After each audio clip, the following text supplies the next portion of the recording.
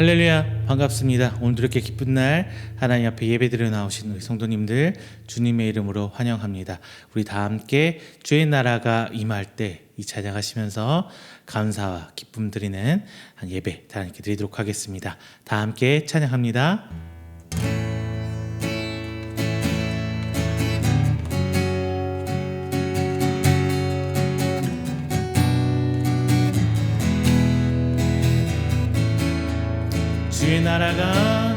주의 나라가 임할 때 하나님 임재하실 때 예배가 회복되며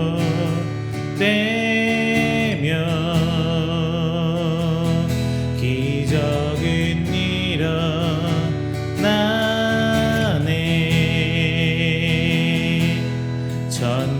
전능하신 주 영원하신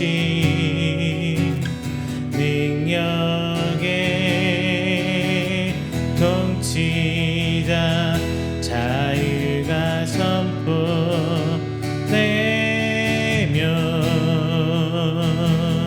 주 백성 너라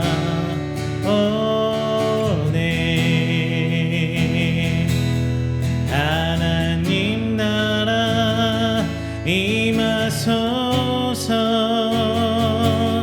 영광과 존귀 능력과 위엄 놀라운 사랑에 기적의 하나님 지금 이곳에 오소서 주의 나라가 임할 때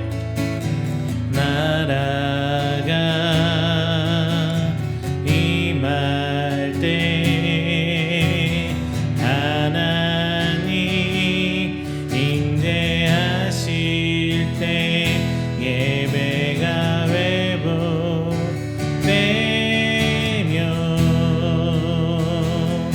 기적은 일어나네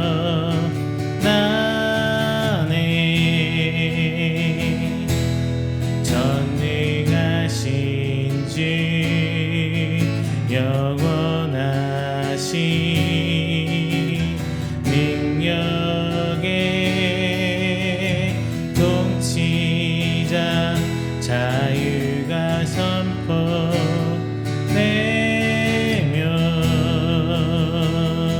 주 백성 돌아오네 하나님 나라 임하소서 영광과 존귀 능력과 위엄 놀라운 사랑에 기적의 하나님 지금 이곳에 오소서 하나님 나라 임하소서 영광과 존귀 능력과 위엄 놀라운 사랑에 기적의 하나님 지금 이곳에 오소서 주 높고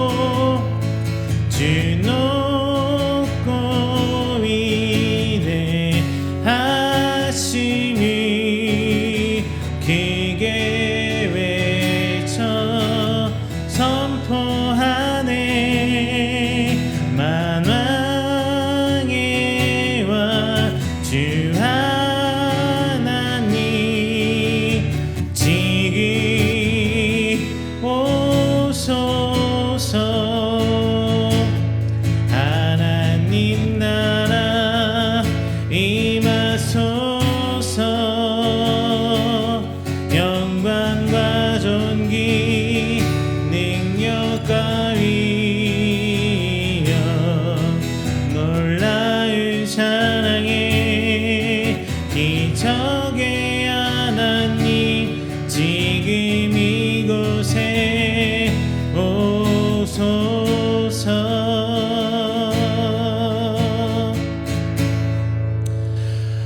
할렐루야. 지금 이 시간에는 우리가 드리는 귀한 예배를 위해서 한 목소리로 기도하는 시간 갖도록 하겠습니다. 먼저 우리 드려진 예배를 위해서 기도 부탁드리겠습니다. 선포된 말씀 받는 우리 성도에게 해주시고 우리 찬양과 기도 가운데 역사하여 주시옵소서라고 기도 부탁드립니다. 그리고 두 번째는 우리 이음교회와 사역하는 부족한 종 위에서 기도 부탁드리겠습니다. 이음교회 나아갈 그 사역단님께서 붙들어 주시고 부족한 종 그 모두 사역 감당할 수 있도록 하나님께서 능력 주시옵소서라고 기도 부탁드리겠습니다. 마지막 세 번째는요, 우리가 하지 못하는 사역 대신 감당하시는 고생하시는 선교사님들과 목사님들, 그분 언제까지나 하나님 은혜 베풀어 주시고 함께 하시사 하나님의 크나큰 사랑이 저희들 가운데 함께 할 수 있도록 은혜 베풀어 주시옵소서라고 기도하겠습니다. 다 함께 기도합니다.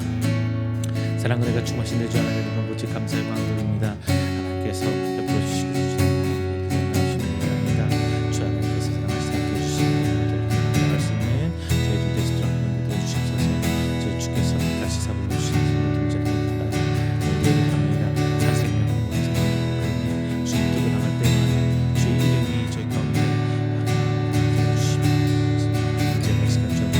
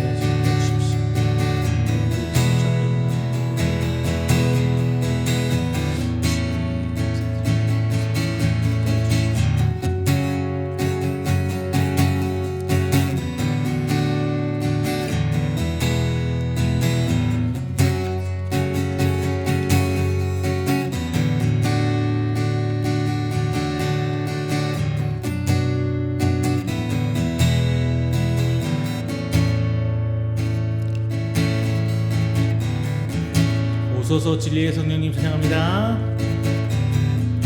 오소서 진리의 성령님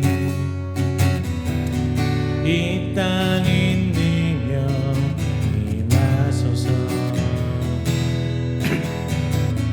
거짓과 탐욕 죄악의 에너지 우리 가슴 정케 오소서 은혜의 성령님 오소서 은혜의 성령님 하늘 가리고 임하소서.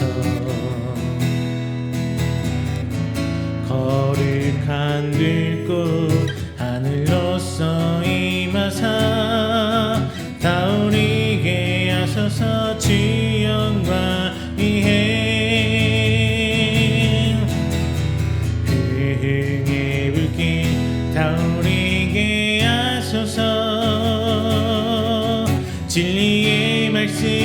이 땅 새롭게 하소서. 은혜의 강을 흐르게 하소서. 성령의 바람 이 땅 가득 들어와. 흰 옷 입은 주의 순결한 백성 주의 영광 위에 이제 일어나. 열방을 위해 하니 영광의 기나를 주소서. 오소서 진리의 성령님, 오소서 진리의 성령님. 이 땅 흔들며 임하소서. 거짓과 탐욕 죄악에 무너진 우리 가슴 경쾌 하소서.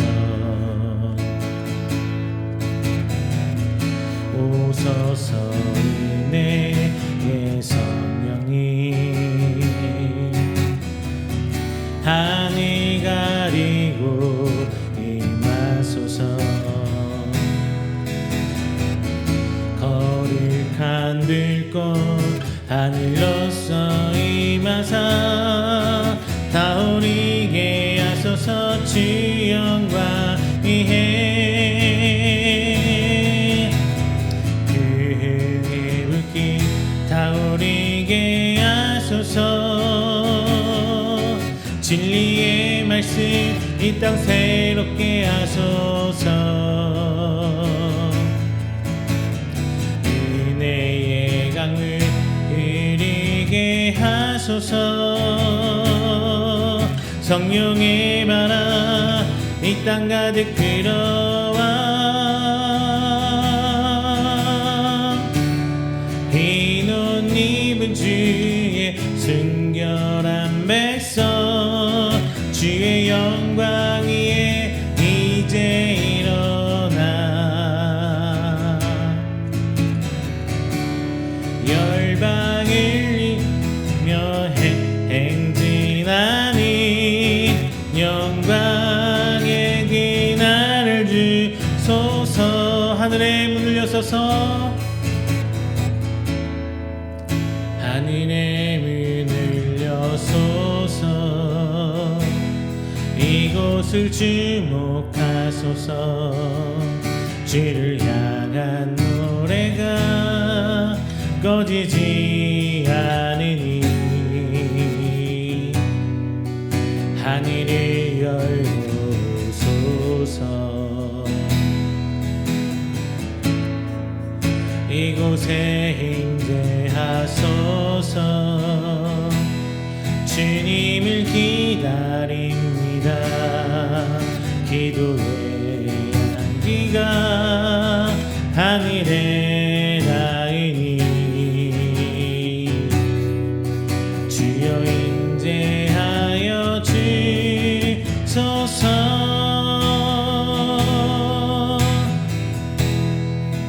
이곳에 오셔서 이곳에 앉으소서.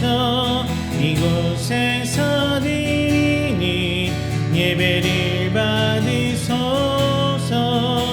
주님의 이름만이 오직 주의 이름만 이곳에 있습니다. 하늘의 문을 여소서. 하늘의 문을 여소서.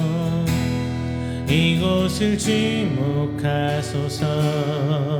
주를 향한 노래가 꺼지지 않으니 하늘을 열고소서. 이곳에 임재하소서. 주님을 기다립니다. 기도의 향기가 하늘에 닿으니 주여 임재하여 주소서. 이곳에 오셔서 이곳에 앉으소서. 이곳에서 드리는 예배를 받으소서. 주님의 이름이 주님의 이름만이 오직 주의 이름만 이곳에 있습니다. 이곳에 오셔서 이곳에 앉으소서. 이곳에서 드리는 예배를 받으소서. 주님의 이름이 주님의 이름만이 오직 주의 이름만 이곳에 있습니다.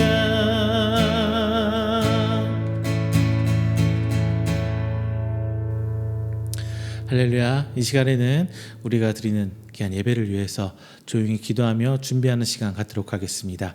다 함께 기도합니다.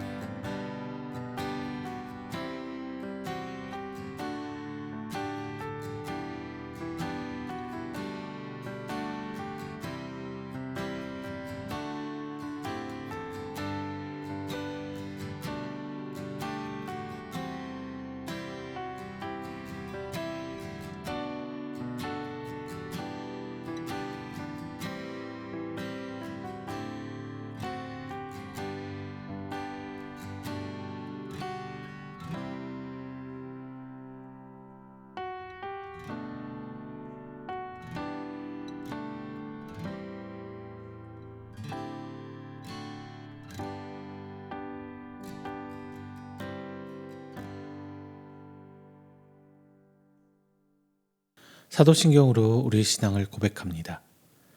전능하사 천지를 만드신 하나님 아버지를 내가 믿사오며 그 외아들 우리 주 예수 그리스도를 믿사오니 이는 성령으로 잉태하사 동정녀 마리아에게 나시고 본디오 빌라도에게 고난을 받으사 십자가에 못 박혀 죽으시고 장사한 지 사흘 만에 죽은 자 가운데서 다시 살아나시며 하늘에 오르사 전능하신 하나님 우편에 앉아 계시다가 저리로서 산자와 죽은 자를 심판하러 오시리라.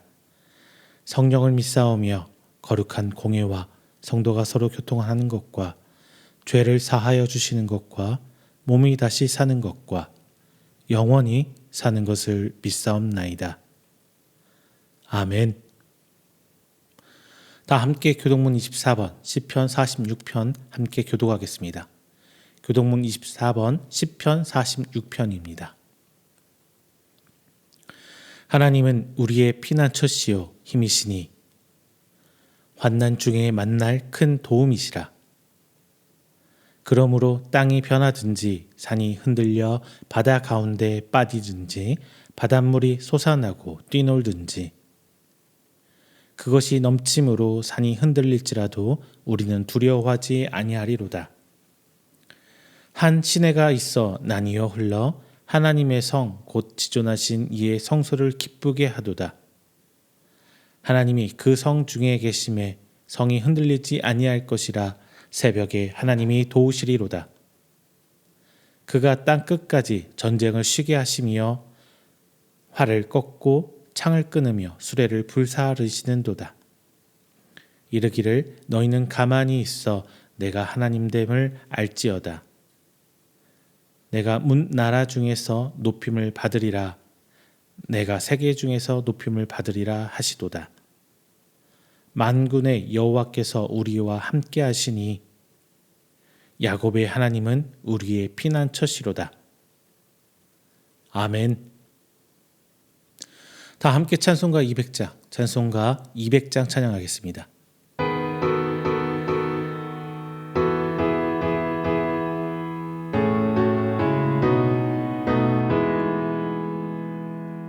달고 묘한 그 말씀 생명의 말씀이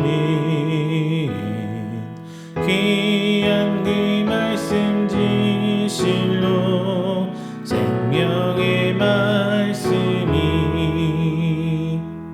나의 길과 믿음 밝히 보여주니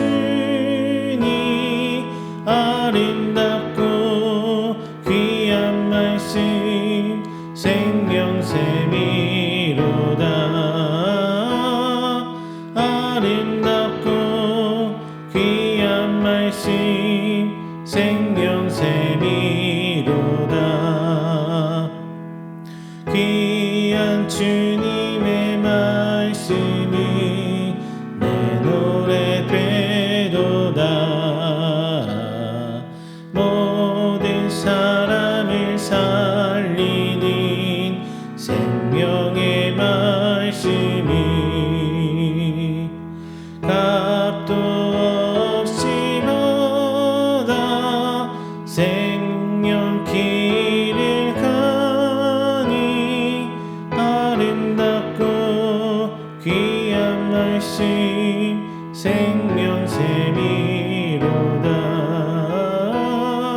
아름답고 귀한 말씀 생명샘이로다. 널리 울리어 퍼지는 생명의 말씀은 마음의 용서와 평안을 골고루 주나니 다만 예수 말씀 듣고 복을 얻네. 아름답고 귀한 말씀 생명샘이로다. 아름답고 귀한 말씀 생명샘이로다.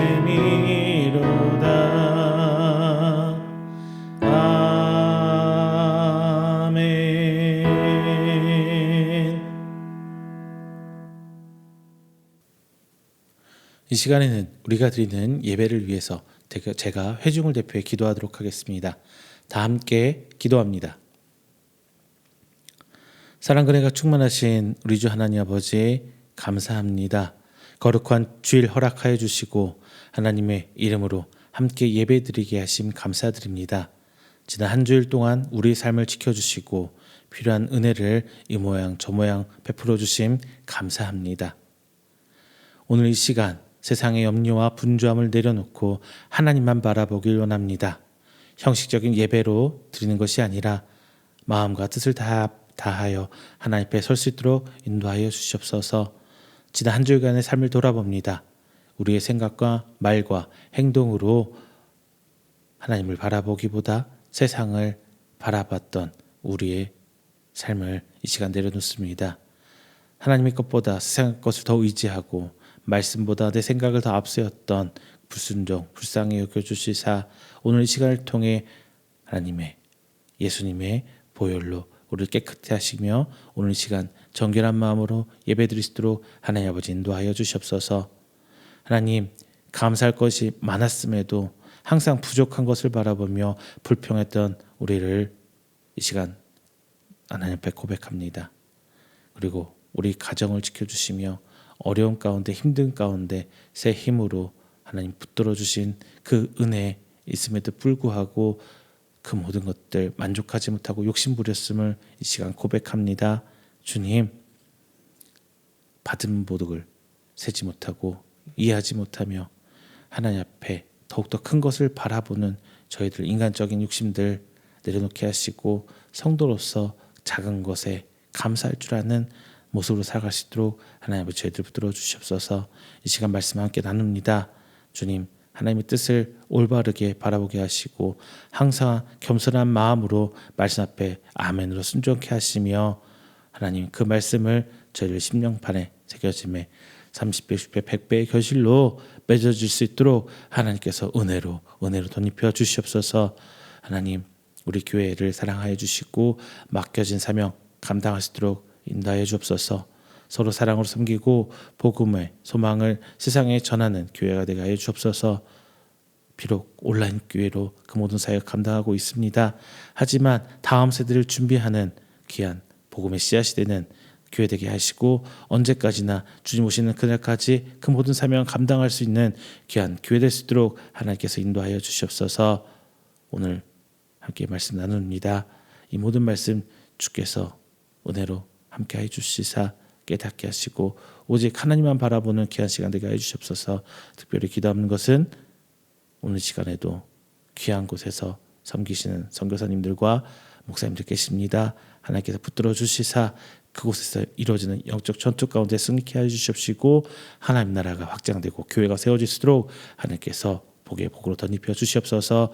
오늘 예배 시작합니다. 마치는 그 시간까지 저희와 함께 하실 줄 믿사옵고 사랑이 많으신 예수님의 이름으로 기도드립니다. 아멘. 오늘 함께 은혜 나누실 말씀은 마태복음 13장 3절부터 9절까지 말씀입니다. 마태복음 13장 3절부터 9절까지 말씀, 제가 가진 성경으로 신약 21페이지입니다. 다 함께 찾으셔서 한 목소리로 봉독합니다. 마태복음 13장 3절부터 9절 말씀 봉독하겠습니다. 예수께서 비유로 여러 가지를 그들에게 말씀하여 이르시되 씨를 뿌리는 자가 뿌리러 나갈새 뿌릴새 더러는 길가에 떨어짐에 새들이 와서 먹어버렸고 더러는 흙이 얇은 돌밭에 떨어짐에 흙이 깊지 아니하므로 곧 싹이 나오나 해가 돋은 후에 타서 뿌리가 없었으므로 말랐고 더러는 가시떨기 위에 떨어짐에 가시가 자라서 기운을 막았고 더러는 좋은 땅에 떨어짐에 어떤 것은 100배, 어떤 것은 60배, 어떤 것은 30배의 결실을 하였느니라. 귀 있는 자는 들으라 하시니라. 아멘. 할렐루야, 반갑습니다. 지난 한 주간도 하나님 은혜 가운데 평안하셨습니까? 오늘 말씀은요, 이제 예수님께서 사람들에게 들려주시는 씨 뿌리는 자의 비유입니다. 당시 사람들에게 농부가 씨를 뿌리는 모습은 아주 익숙했어요. 농부가 씨를 이렇게 흩어뿌리면 어떤 씨는 사람들이 밟고 지나가는 씨도 있겠죠. 그리고 어떤 씨들은 그냥 길가에 사람들 밟고 다니는 단단한 흙에 뿌려지는 씨도 있었을 겁니다. 그리고 어떤 씨는 돌 아래도 뿌려졌고 어떤 씨는 가시덤불 잡초가 자라는 그런 땅에 뿌려지는 씨도 있었을 겁니다. 그리고 기본적으로 농부가 씨를 뿌릴 때는 좋은 땅에 뿌리겠죠. 자, 예수님은 사람들이 잘 알고 있는 이 모습을 통해서 같은 말씀을 듣고도 왜 서로 다른 결과가 나는지를 설명해 줍니다. 자, 그리고 예수님의 이 말씀을 듣는 사람들도요, 다 반응이 똑같은 건 아니었어요.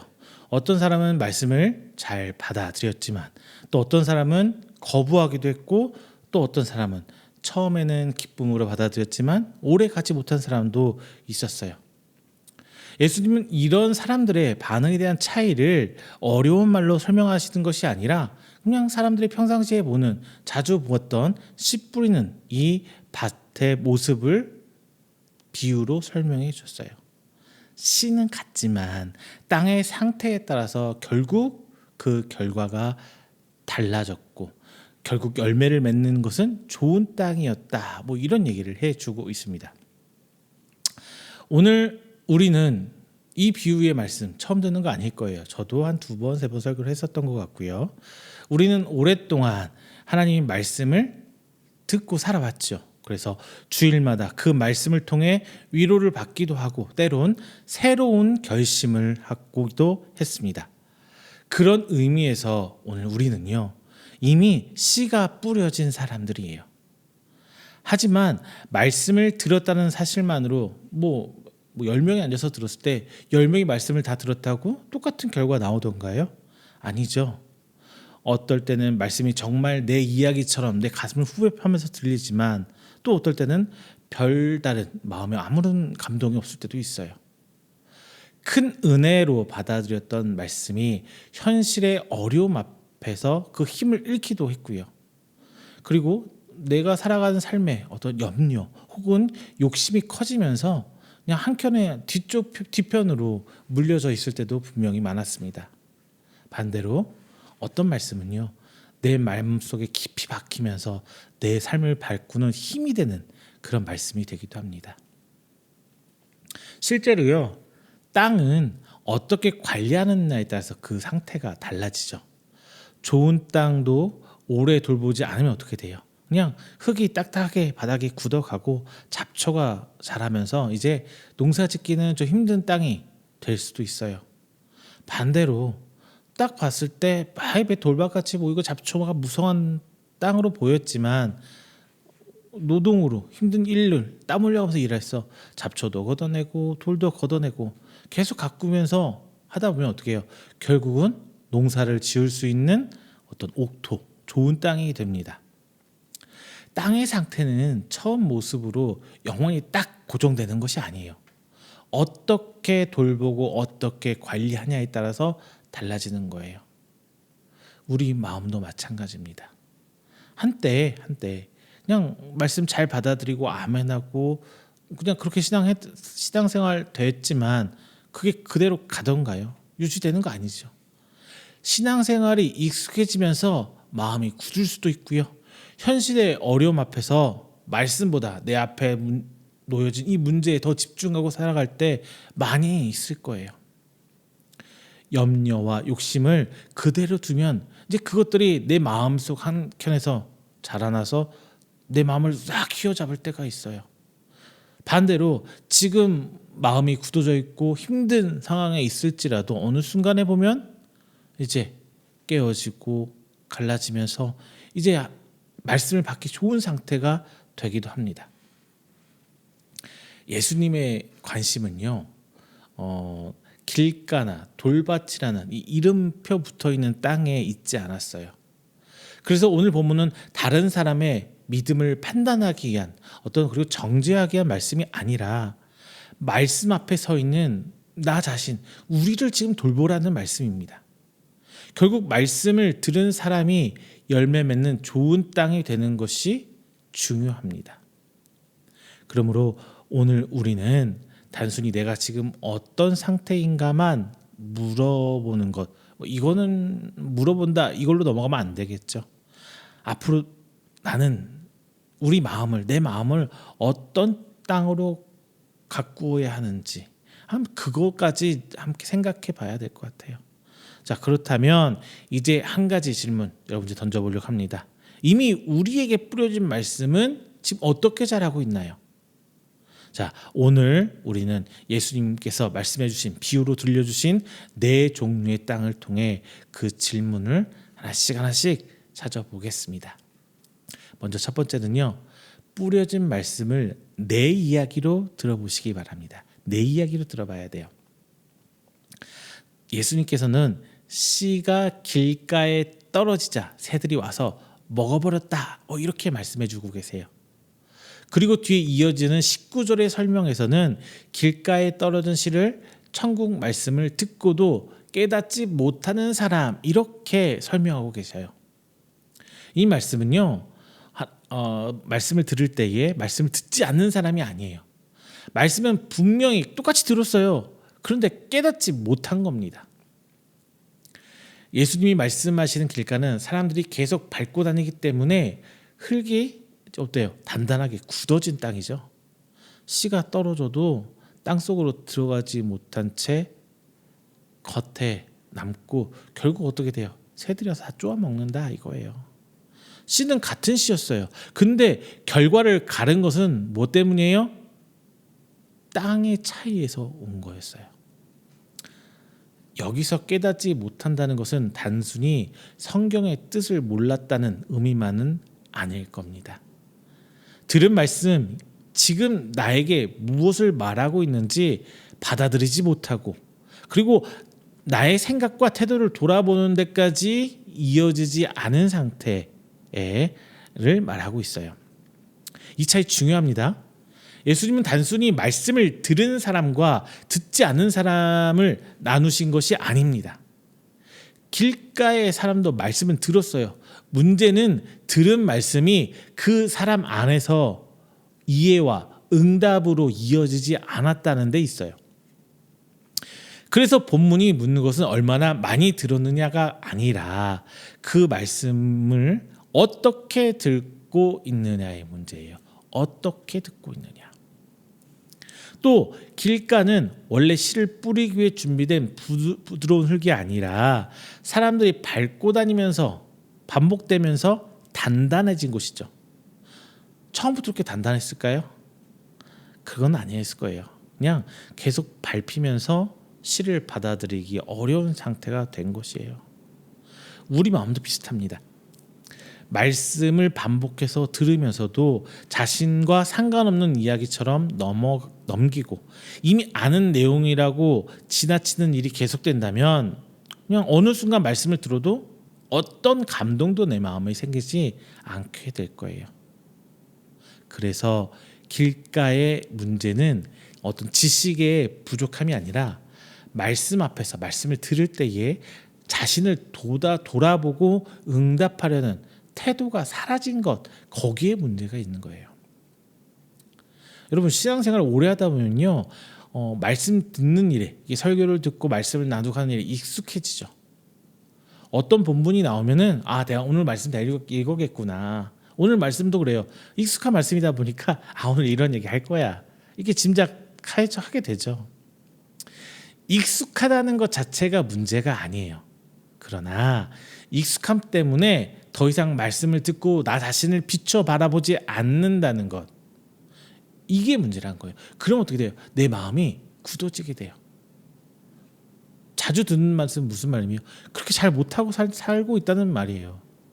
성경에 보면 너희들 잘 먹어라, 잘 자야 된다, 뭐 너희들 돈을 열심히 벌어, 이런 얘기 나오나요? 안 나와요. 그 말 안 해도 잘하거든요. 그러니까 말이 안 나와요. 맨날 사랑해라. 사랑 못하니까 사랑해라고 하는 거예요. 뭐 해라, 기도해라, 뭐 해라. 못하니까 맨날 하는 거라고요. 못하니까. 자, 몇 가지 더 예를 들어볼게요. 용서에 대한 말씀 나오잖아요. 용서 못하니까 계속 많은 겁니다. 내가 용서해야 할 사람보다 이 말씀을 꼭 들어야 할 사람, 저희 모 집사가 들으면 딱이네. 저 장모님이 들으면 딱이네. 이런 생각하는 거예요. 자, 순종에 대한 말씀 앞에서도 내가 무엇을 어떻게 하는 게 순종일까라고 고민하는 것보다 그냥 익숙하니까 맨날 하는 목사님 맨날 하는 소리 순종하라, 이렇게 지나갑니다.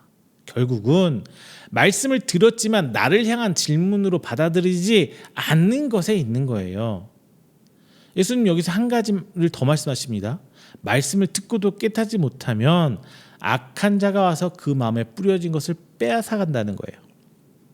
예수님은 말씀을 흘려보내는 일을 단순한 기억력의 문제로 보신 것이 아니에요. 마음에 받아들이지 못한 말씀은 결국 그 사람 안에 남지 않는다. 이걸 얘기하는 겁니다. 말씀을 모두 기억하지 못하는 것과 깨닫지 못하는 것은 차이가 커요. 완전히 다른 거예요. 예수님이 말씀하신 것은 기억력의 문제를 얘기하고 있는 게 아니에요. 들은 말씀을 내 삶과 연결하지 못하는 상태, 그 부분을 지금 이야기하고 있는 겁니다. 지난주 설교 내용을 모두 기억하지 못할 수는 있어요.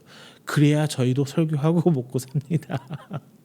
그런데 그런 말씀이라도 그냥 내가 기억은 다 못할 수 있어요. 하지만 듣는 이 순간에 나에게 주신 말씀으로 듣고 내 생각과 내 태도를 자꾸 돌아보는 거예요. 이 시간만큼이라도.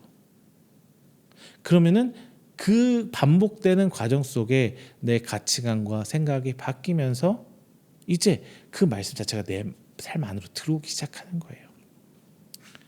말씀을 들을 때에 그 말씀 가장 먼저 그 앞에 서야 하는 사람은 머릿속으로 어떤 집사, 어떤 장로, 우리 목사님 이렇게 하는 것이 아니라 내가 먼저 그 말씀 앞에 나아가야 돼요. 이미 알고 있다는 생각으로 지나치기보다는 지금 이 말씀이 나에게 무슨 말을 하려고 하는지, 하나님께서 나에게 어떤 얘기를 해주려고 하는지 그 자세가 중요해요. 말씀을 내 이야기로 듣는다는 것은 모든 성경 구절을 여러분의 삶에, 내 삶에 억지로 막 끼워 맞추라는 거 아니에요. 오늘 본문이 무슨 얘기를 하려고 하는지 그것을 올바르게 캐치를 한 다음에 그 말씀을 먼저 내 생각과 내 삶의 태도에 비춰봐야 된다는 거예요. 길가의 문제는 씨가 뿌려지지 않았다는 데 있는 것이 아니죠. 씨는 같이 뿌려졌어요. 그러나 굳어진 땅은 그 씨를 받지 못하고 결국 새들이 와서 쪼아 먹어버린 거예요. 우리의 마음도 말씀 앞에서 자신을 돌아보는 일을 멈추면 듣고도 받아들이지 못하는 그 상태로 단단해질 수가 있어요. 자, 그러므로 우리는 말씀을 들을 때 이렇게 물어봐야 돼요. 이 말씀이 지금 나에게 무엇을 얘기해주고 있는 것인가? 그리고 나는 지금 이 말씀 앞에서 무엇을 돌아봐야 되는가? 뿌려진 말씀을 내 이야기로 들으시길 바랍니다. 그러나 여기서 끝나는 것은 아니에요. 말씀을 내 이야기로 받아들였다고 해도 그 말씀은 곧 우리가 살아가는 현실에 이제 부딪히게 되죠. 자, 두 번째는 뭐냐면요. 뿌려진 말씀을 현실보다 크게 바라보시길 바랍니다. 예수님은 이제 말씀에 이어서 돌밭과 가시떨기에 떨어진 씨에 대한 말씀을 이어가십니다. 길가에서는 씨가 땅속으로 들어가지는 못했지만 돌밭과 가시떨기에서는 뿌리를 내리고 싹이 나기 시작하죠. 말씀을 받아들이는 반응은 분명히 있었어요. 그러나 이 둘 밭도 역시 끝까지 자라서 열매 맺지도 못합니다. 먼저 돌밭에 뿌려진 씨를 한번 볼게요. 예수님은 흙이 깊지 않아 곧 싹은 나왔지만 해 돋은 뒤에는 타서 뿌리가 없으므로 말랐다. 이렇게 말씀해 주시고 있어요. 그리고 20절과 21절에서는 이것은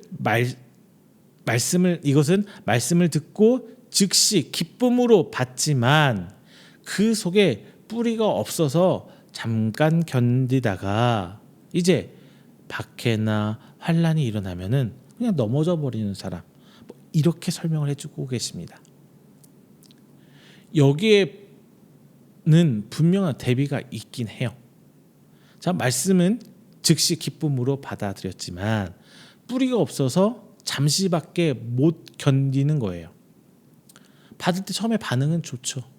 근데 어려움이 닥치고 현실적으로 뭔가 타협점이 생길 때 이제 이전에 들었던 그 말씀에서 이제 뒤로 한 걸음 싹 물러나는 거예요.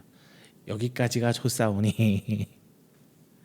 예수님이 말씀하신 넘어진다는 것은 단순히 마음에 잠시 흔들리는 정도가 아니에요. 말씀 때문에 어려움이 생기자 그 말씀에서 물러나는 것을 뜻합니다. 그래서 돌밭의 문제는 기쁨이 없었다는 데 있는 것이 아니라 그 기쁨이 이제 뿌리 내려서 이제 비바람 견뎌내야 되는데 그걸 견뎌내지 못한다는 거예요. 그 말씀의 뿌리가 자라서 믿음으로 연결돼야 되는데 믿음의 성장으로 연결되지 않았다는 데 있습니다. 특히 예수님은 단순히 인생에서 힘든 일이 생겼다고 말씀하시지 않으셨어요. 말씀 때문에 환난이나 박해가 일어났다고 얘기를 하고 계세요. 말씀대로 살려고 하니까 이렇게 손해를 보고 믿음을 지키기 위해서 살아가다 보니까 이런 불편한 점이 생기고 바로 그때에 그 순간에 이런 어려움이 닥치는 거예요. 근데 바로 그때가 내가 진짜 믿음이 있는지 없는지 드러나는 때거든요. 말씀 들을 때 어때요? 동의되죠?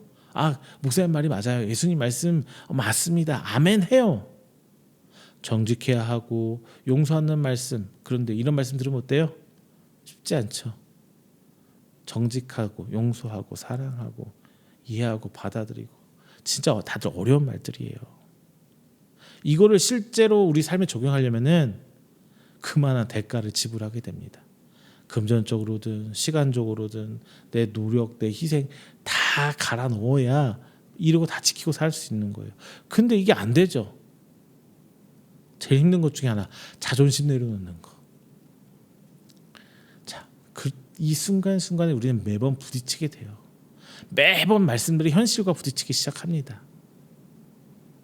모든 사람 다 똑같이 어려움이 이렇게 찾아와요.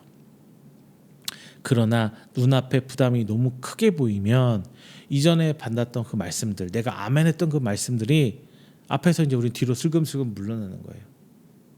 지금의 불편함이 전부처럼 느껴진다면 내가 말씀 가운데 받았던 그 도전, 그 사명, 하면서 내려놓게 되는 겁니다. 그리고 이제 다른 비유, 가시떨기에 대한 비유 아시죠? 조금 달라요. 이거는 씨 뿌려졌어요. 싹이 틉니다. 뿌리가 자랍니다. 돌밭처럼 금방 사라진 것도 아니에요. 그러나 주변 가시도 함께 자란 거예요. 없어지지 않았어요. 결국 그 기운 때문에 막혀서 햇빛도 뺏기고 양분도 뺏기면서 열매까지는 맺지 못한 상태. 예수님께서는 22절 세상의 염려와 재물의 유혹이 말씀을 막아 결실하지 못하게 한다고 설명하셨습니다. 그래서 중요한 거 돌밭, 가시떨기밭 다 똑같은 말이에요. 그걸 뭐 구분하냐 아니냐 이거 하나도 안 중요해요. 우리 신앙생활 하는데 뭐 돌밭이다, 길것이다, 뭐 이게 가시떨기밭이다 이런 거 하나도 안 중요해요. 옥토냐, 그렇지 않은 것들이냐. 그냥 내 상태를 진단하기 위해서 나는 옥토는 아니구나 이 정도만 이해하시면 됩니다. 자, 가시떨기의 사람은 말씀을 버린 사람이 아니에요. 신앙생활 계속 합니다. 그런데 삶을 살다 보니까 걱정, 불안, 염려 없이 살 수 있어요? 생겨요. 그리고 물질을 떠나서 살 수 있어요? 아니죠. 그냥 물질이 주는 편안함과 안락함. 그러다 보니까 이것들이 점점 내 삶의 지분을 더 많이 차지하는 거예요. 말씀보다. 어느 순간 말씀은 한켠 뒤로 저기 물러나 있고 세상의 습관대로 내 삶의 편리함대로 막 따라가는. 예수님이 말씀하신 그 재물의 유혹은 단순히 재물을 가진 것 자체를 뜻하지는 않아요. 그것이 나를 지켜줄 것이라는 기대가 말씀보다 더 커지는 것이 문제가 되는 거예요.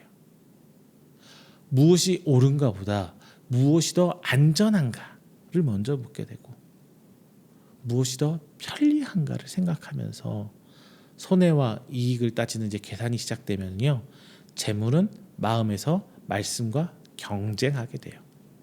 경쟁. 자, 돈이 많아서 물질이 많아서 거기서 주는 안정감과 평안함 이것이 커질수록 우리 삶 속에서 이제 말씀보다 계산을 앞서기가 쉬워요. 막 통밥 재고 이리저리 계산하고 무엇이 옳은가 보다 무엇이 손해가 적은가 이것을 먼저 따지게 되는 겁니다. 뭐 여기에서 자유로운 사람이 있어요? 거의 없을 거예요.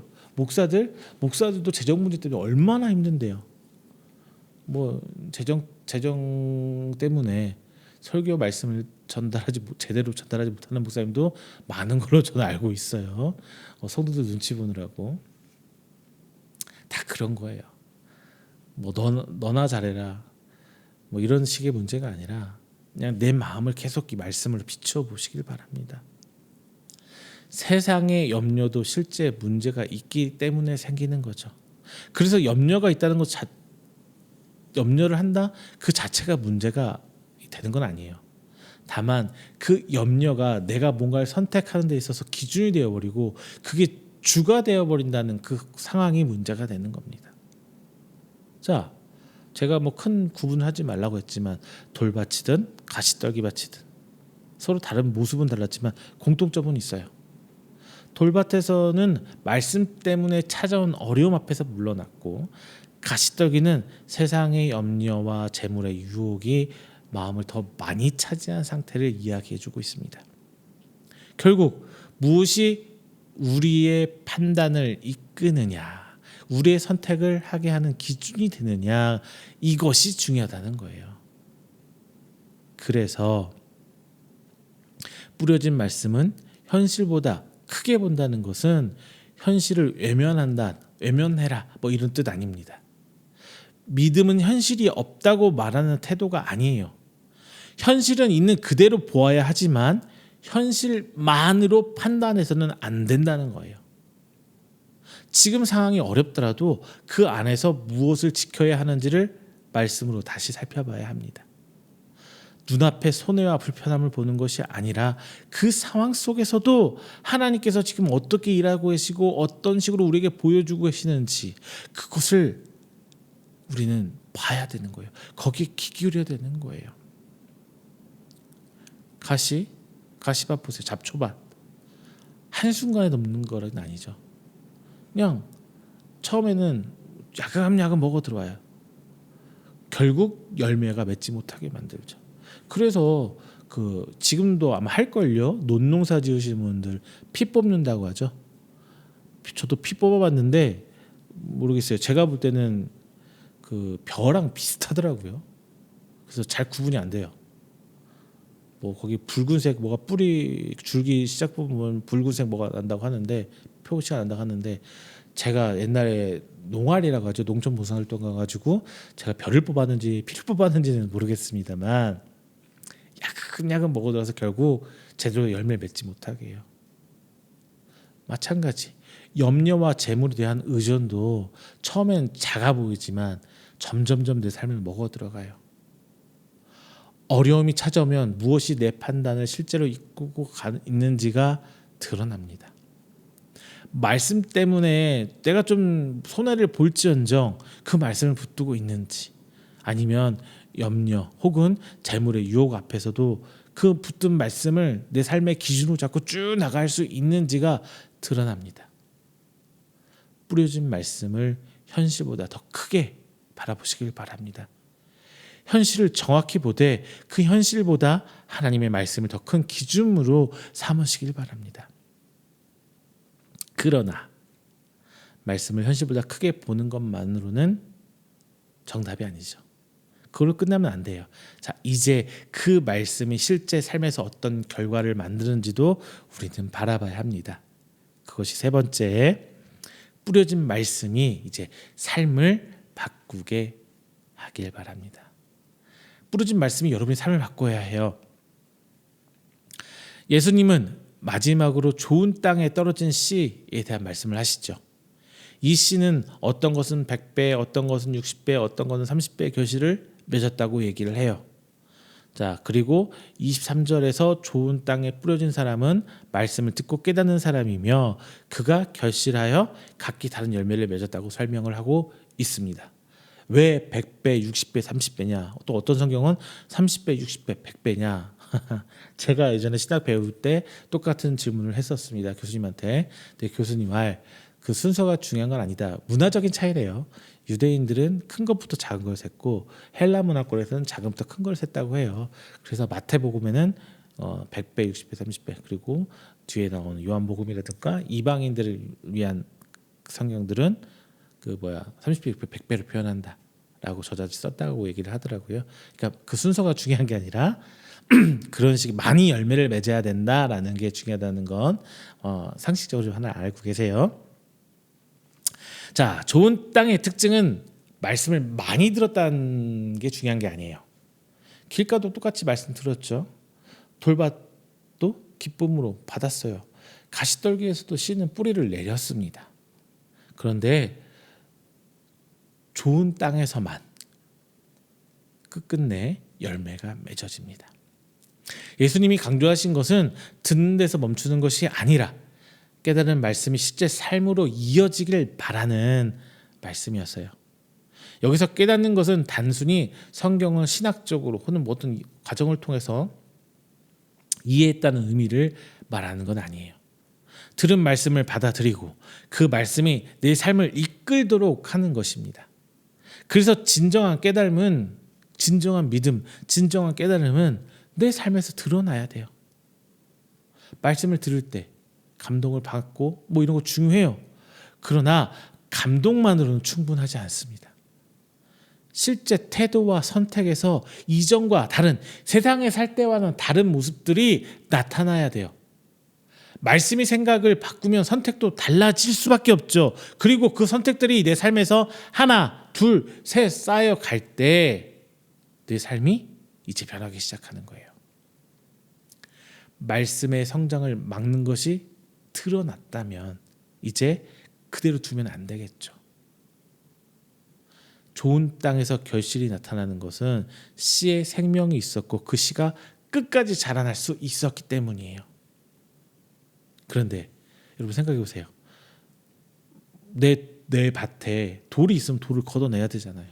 잡초가 자라면 잡초를 걷어내야 되잖아요. 단단한 데가 있으면 땅을 부드럽게 일궈야죠. 이런 노력도 굉장히 중요해요. 중요합니다. 그런데 하나만 더 짚고 넘어가면 우리의 노력으로 변화될 수 있는 건 또 아닌 것 같아요. 자, 생명은 하나님이 주신 말씀에 있죠. 그러나 그 말씀을 받아들이고 순종하는 책임은 우리에게 있습니다. 하나님 말씀을 주시고 생명을 주시지만 그 말씀에서 어떻게 반응해야 될지 그것은 우리의 몫이에요. 예수님은 좋은 땅의 결실이 모두 같은 양이라고 말씀하시지 않으셨어요. 그냥 열매 맺었다는 것 자체가 중요한 겁니다. 다른 사람하고 비교하란 말이 아니에요. 그래서 달란트 비유도 마찬가지죠. 한 달란트 받은 자, 2달란트 받은 자, 5달란트 받은 자. 얼마를 남겼냐? 하나님 중요하지 않은 게 열심히 노력해서 남겼다라는 것 자체가 중요한 거예요. 비교하지 마세요. 누가 더 많이 맺었는가? 이것보다도 내게 주어진 말씀을 내가 어떻게 살아가고 있는지가 더 중요한 겁니다. 우리는 때로는 어떤 큰 결과, 큰 열매만이 중요하다고 생각을 해요. 그러나 화를 내던 순간에 한 번 멈추거나 미뤘던 순종을 실제로 시작하는 것도 말씀으로 인한 변화 맞습니다. 이전에 다른 선택이 시작되었다면 이미 그 말씀은 그 사람의 삶에 영향력을 미치고 있는 거예요. 다만 이런 삶이 한순간에 변화되진 않아요. 한 번 내가 이렇게 선택을 했다고 해서 내 삶이 완전히 변하지 않아요. 말씀을 따라 작은 선택을 하면서 조금씩 바뀌어가는 거예요. 그리고 그 조금씩 바뀌어가던 게 내 삶의 행동 양식으로 굳어지는 거. 그게 믿음의 삶이고 성도의 삶입니다. 그래서 오늘 들은 말씀 때문에 내가 무엇을 다르게 할지를 우리는 생각해보고 질문해야 돼요. 좋은 땅은 완벽한 사람을 뜻하는 것이 아니에요. 부족하고 흔들릴 때가 있어도 다시 말씀으로 돌아갈 수 있는 사람, 그리고 그 말씀을 붙들면서 어쨌거나 작든 크든 많든 적든 간에 열매를 맺어낼 수 있는 사람, 이게 좋은 사람입니다. 중요한 것은 한 번도 넘어지는 것이 아니라 넘어진 이후에 다시 일어설 수 있는 사람, 그것이 중요해요. 이것이 바로 말씀을 따라 사는 사람, 회개하는 삶입니다. 예수님께서 좋은 땅으로 하신 사람은 말씀을 듣고 깨달아 결실하는 사람이었어요. 결국 좋은 땅과 다른 땅을 가르는 것은 씨의 차이가 아니라 그 말씀이 끝까지 자라 열매를 맺을 수 있는 그 땅에 있었습니다. 뿌려진 말씀이 우리의 삶을 바뀌게 하십시오. 들은 말씀을 생각으로 남겨두지 말고 내 삶에 하나씩 적용해 보세요. 큰 거 하지 마세요. 작은 것부터 하나씩. 오늘 한 가지라도 다르게 선택하고 한 가지라도 순종해 얹어 보세요. 하나님께서 주시는 그 말씀을 따라가야 할 때 그 말씀은 우리 삶 속에서 이제 열매로 드러나게 되는 겁니다. 말씀을 맺겠습니다. 말씀은 이미 우리에게 뿌려졌어요. 이제 중요한 것은 그 말씀이 내 안에서 어떻게 돼가고 있느냐, 이게 중요한 거잖아요. 예수님의 비유는 다른 사람의 믿음을 판단하라고 하신 비유 아닙니다. 지금 말씀 앞에 서 있는 나 자신을 돌아보게 하는 말씀입니다. 지금 내 마음의 상태가 어떠하든 그대로 멈춰 있을 필요는 없어요. 말씀을 막는 것이 있다면 그것을 그대로 두지 않고 다시 하나님께서 주신 말씀에 응답할 수 있습니다. 우리는 오늘 들은 말씀 때문에 이전과 다른 선택을 할 수 있다는 거죠. 아주 거창한 변화 이런 거 말씀하지 않으세요. 미루었던 순종 하나를 시작해보고 익숙하게 지나가셨던 그 말씀 앞에서 다시 나를 돌아보는 거, 그 자체가 순종일 수 있어요. 중요한 것은 완벽해지느냐, 이게 여기 있지 않아요. 말씀을 들은 후에 아무 변화 없이 그대로 머물 수 있어요. 하지만 오늘 말씀을 들은 다음에 내가 지금 반성하고 깨닫고 있다면 나는 시작한 거예요. 뿌리내기 시작한 거예요. 하나님께 주신 말씀을 받아들이고 그 말씀을 따라서 그냥 오늘 선택을 하나씩 바꿔가는 거, 그게 중요하다는 거예요. 좋은 땅의 열매 모두 다 많이 맺은 건 아니에요. 어떤 거는 정말 결실 알이 많이 맺을 수도 있고 적게 맺을 수도 있습니다. 그런데 성경에서 말하고 있는 건 열매를 맺었다, 이 얘기예요. 다른 사람과 비교하면서 신앙생활하면 정말 힘들어요. 누군 저랬는데 누군 어쨌는데. 특히나 뭐 기도에 대한 응답이라고 하면서 우리 아들이 이렇게 됐어요, 우리 남편이 이렇게 됐어요, 이런 걸로 비교하지 마세요. 그거 하나님 앞에 하나도 중요한 거 아니에요. 지금 내가 오늘 받은 이 말씀에 어떻게 반응하고 있는가, 하나님은 그걸 더 보시는 거예요. 사랑하는 성도 여러분, 말씀은 이미 뿌려졌습니다. 문제는 씨가 있냐 없느냐가 아니에요. 씨는 다 뿌려졌다니까요. 그 씨가 지금 우리의 마음밭에서 어떻게 되고 있느냐가 더 중요해요. 뿌리를 내고 있느냐, 아니면 자라고 있느냐, 아니면 열매까지 맺을 수 있느냐. 그러므로 이제는 우리 스스로에게 물어봐야 돼요. 나는 지금 어떤 밭인가? 그러나 더 중요한 질문이 있습니다. 나는 내 마음을 어떤 밭으로 일고 가고 있는가? 옥토로 만들고 있는가? 아니면 내비두어서 그냥 길가처럼 놔두고 있는가? 아니면 뿌려진 돌들이 여전히 내 밭을 덮고 있는가? 아니면 잡초들이 무성한 밭인가? 어떤 밭으로 일구고 싶으십니까? 성도 여러분, 말씀은 이미 우리에게 뿌려졌어요. 이제 우리의 마음을 그 말씀이 열매 맺을 수 있는 좋은 땅으로 가꾸시기를 주님의 이름으로 축원드립니다. 기도하겠습니다. 사랑과 은혜가 충만하신 우리 주 하나님 아버지, 먼저 감사 영광 드립니다. 오늘 말씀을 통해 저희를 돌아보게 하시는 은혜 감사합니다. 말씀을 들으면서도 익숙함에 이끌려갔을 때도 많았고, 눈앞의 어려움에 커지고 이 가운데 쉽게 흔들렸고 염려와 욕심이 마음을 차지하도록 내버려 줄 때가 많았습니다. 하나님, 우리의 연약함을 불쌍히 여겨주시고 이 시간 돌아보게 해 주옵소서. 오늘 말씀 앞에서 우리 자신을, 우리 심령의 상태를 올바로 보게 하시고, 말씀이 막는 것이 있다면 외면하도록 놔두는 것이 아니라 내 마음을 부드럽게 할 수 있도록 돌도 걷어내고 잡초도 걷어내며 노력하는 그런 성도 될 수 있도록 주님 아버지 붙들어 주옵소서. 오늘 들은 말씀 때문에 이전과 다른 선택을 이제는 시작할 수 있도록 하나님 우리 믿음을 하나씩 붙들어 주옵소서. 미루었던 순종을 다시 시작하게 하시고, 내 생각보다 주님의 말씀 앞에 먼저 순종할 수 있는 우리 귀한 성도 될 수 있도록 인도하여 주시옵소서. 우리의 힘만으론 그 열매를 맺을 수 없음을 고백합니다. 생명은 주님께로부터 오며 우리 안에 주신 말씀 안에 그 능력이 있음을 믿습니다. 그 말씀들 외면하지 않게 하시고 날마다 작은 것 하나부터 순종으로 말씀 앞에 서게 하여 주옵소서. 큰 변화를 바라기보다 오늘 할 수 있는 그 한 걸음을 실제로 내딜 수 있는 담대함 허락하여 주옵소서. 때로 넘어지고 흔들릴 때도 있지만 포기하지 않고 다시 주 앞에 나아갈 수 있는 그 믿음의 성도들이 바로 우리들 이음교회와 오늘 함께 예배드린 성도가 될 수 있도록 하나님 아버지 인도하여 주시옵소서. 우리 안에 심으신 말씀이 때에 따라 열매를 맺게 하시고 우리의 생각과 선택과 삶을 통해 주님의 뜻이 드러날 수 있도록 하나님 아버지 인도하여 주시옵소서. 이 모든 말씀 사랑이 많으신 예수님의 이름으로 기도드립니다. 아멘. 다 함께 찬송가 213장 찬양하시면서 준비하신 예물 봉헌하도록 하겠습니다. 찬송가 213장입니다.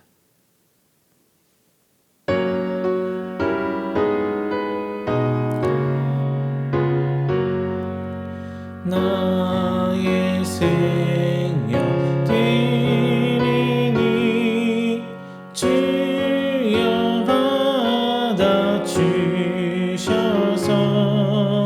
세상에 살 동안 찬송하게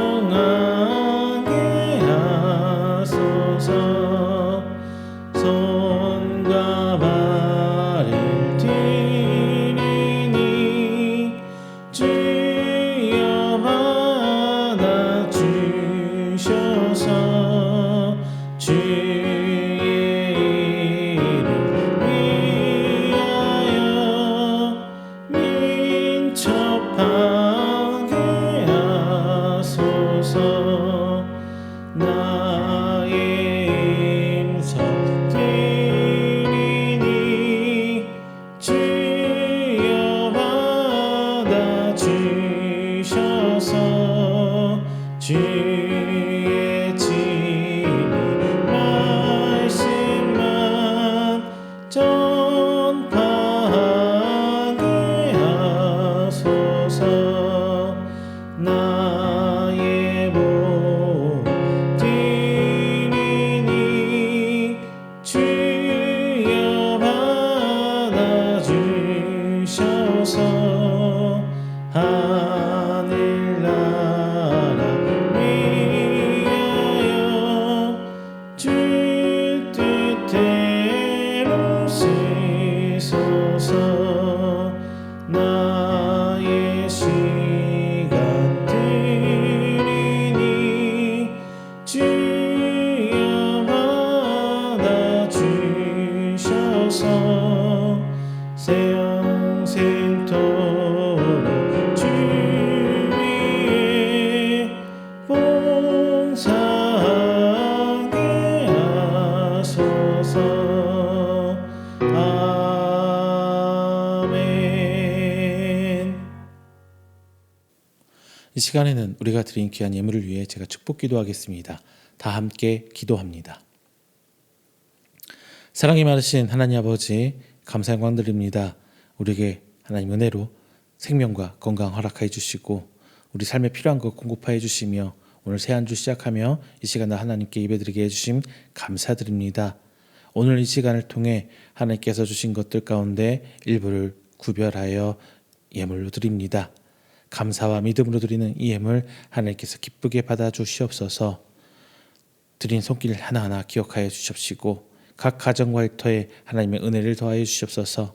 필요를 채워주시고 수고하고 하는 모든 일 가운데 지혜와 힘을 허락하시며 어려운 형편 가운데 있는 귀한 성도들 하나님께서 붙드시사 그 나아갈 새로운 길로 나갈 수 있도록 하나님께서 인도하여 주시옵소서. 특별히 우리 교회를 위해 선교헌금 함께 해주시는 귀한 성도님들 계십니다. 그 손길 하나하나 특별히 기억하여 주시사 그들의 믿음과 사랑과 헌신을 기쁘게 받아주시고 그 가정과 자녀 그리고 그 모든 기업에 하나님의 복을 더하시며 필요할 때마다 하나님의 선한 인도하심으로 나갈 수 있도록 하나님께서 인도하여 주시옵소서. 주님, 오늘 이 시간을 통해 11조 예물, 감사의 예물 그리고 선교 예물과 주일 예물을 하나님께 드립니다. 그 모든 것들이 하나님의 뜻에 따라 올바르게 사용되고 복음을 전하고 이웃을 섬기는 일에 귀히 쓰게 하여 주십시며 그 모든 사명들 감당할 때 30배, 10배, 100배의 결실을 맺을 수 있도록 하나님께서 인도하여 주시옵소서. 주님, 오늘의 삶 가운데 하나님께서 함께 하실 줄 믿습니다. 더 풍성한 은혜 가운데 저희들의 삶이 세상을 향하여 복을 전하는 축복의 통로에 사명 감당할 수 있도록 하나님께서 복의 복으로 덧입혀 주시옵소서. 이 모든 말씀 사랑이 많으신 우리 주 예수님의 이름으로 축복하며 기도드립니다. 아멘. 다 함께 찬송가 29장 하신 후에 축도로 오늘 예배 마치도록 하겠습니다. 찬송가 29장입니다.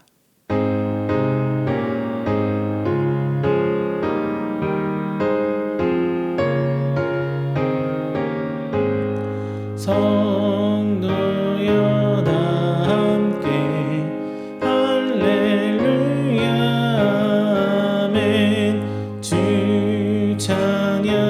찬양하여라 할렐루야 아멘. 주 보좌 앞에서 택하신 은혜를 다 찬송하여라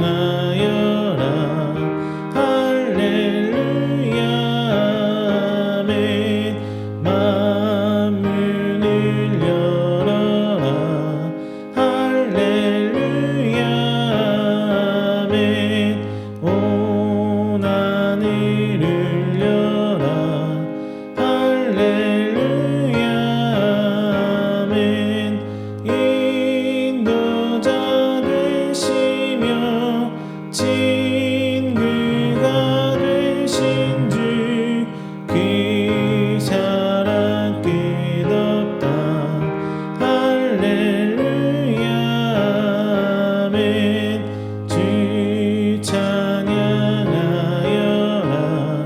할렐루야 아멘. 찬양은 끝없다 할렐루야 아멘. 거룩한 집에서 주인 손길이며 늘 찬송 부르자 할렐루야 아멘. 축도합니다.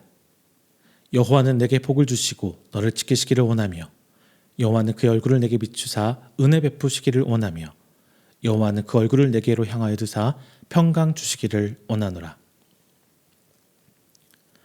이제는 우리 주 예수 그리스도의 은혜와 하나님의 사랑하심과 성령님의 교통 교제하심이 오늘 이 자리에 나와 하나님을 예배하고 선포된 말씀으로 하여금 우리들의 마음이 옥토가 되길 원하는 우리 성도들의 머리 위에와 그의 가정과 사업장과 직장 그리고 그가 계획하던 모든 행사 위에 영원토록 함께 있을지어다. 아멘.